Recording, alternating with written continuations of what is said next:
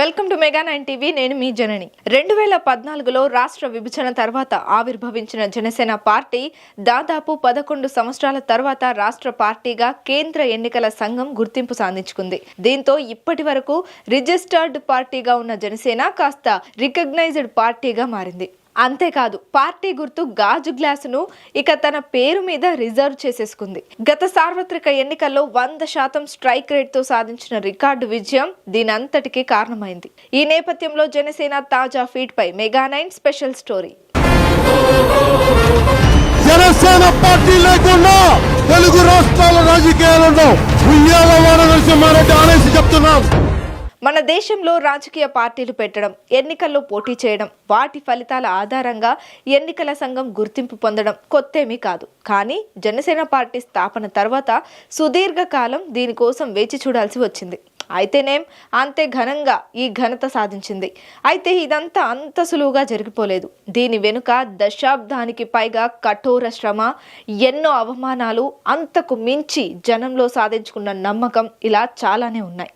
ఒక 21 సీట్లు 2 ఎంపీలు గనుక మనం కొట్టి చూపించామంటే భారతదేశం ఆంధ్ర వైపు చూసేలా చేస్తాం. 2014 సార్వత్రిక ఎన్నికలకు ముందు ఎవరూ ఊహించని విధంగా పవన్ కళ్యాణ్ నేతృత్వంలో జనసేన పార్టీ ఆవిర్భవించింది. ఎన్నికలకు ముందు పార్టీ పెట్టడం, ఎన్నికల్లో పోటీ చేసేందుకు తగినంత సమయం లేకపోవడంతో హడావిడిగానే రాజకీయ వ్యూహం రచించాల్సిన పరిస్థితి. అయినా వెనక్కి తగ్గకుండా మోడీ నేతృత్వంలోని బీజేపీ, చంద్రబాబు నేతృత్వంలోని టీడీపీకి మద్దతు ప్రకటించి ఎన్నికల్లో పోటీకి దూరంగా ఉండిపోయింది. అప్పట్లో ఈ నిర్ణయంపై విమర్శలు వచ్చినా లెక్క చేయలేదు. సీన్ కట్ చేస్తే 2019 ఎన్నికల నాటికి ఈ రెండు పార్టీలకు దూరమై ఒంటరిగానే పోటీ. 2019 ఎన్నికల్లో చేదు ఫలితాలు ఎదురైనా లెక్క చేయలేదు. స్వయంగా పార్టీ అధినేత పవన్ కళ్యాణ్ పోటీ చేసిన 2 సీట్లలోనూ ఓటమి పాలైనా విరువలేదు. జనంలోకి వెళ్లి నమ్మకం పెంచుకోగలిగితే, విధానాల పరంగా పోరాటాలు చేయగలిగితే గెలుపుబాట పట్టడం అసాధ్యం కాదని పవన్ గుర్తించారు. దీని ఫలితమే 2019 ఎన్నికల తరువాత బీజేపీతో తిరిగి పెట్టుకున్న పొత్తు. ఆ తర్వాత 2024 ఎన్నికలకు ముందు టీడీపీని కూడా కలుపుకొని కూటమి రూపంలో జనంలోకి వెళ్లడం.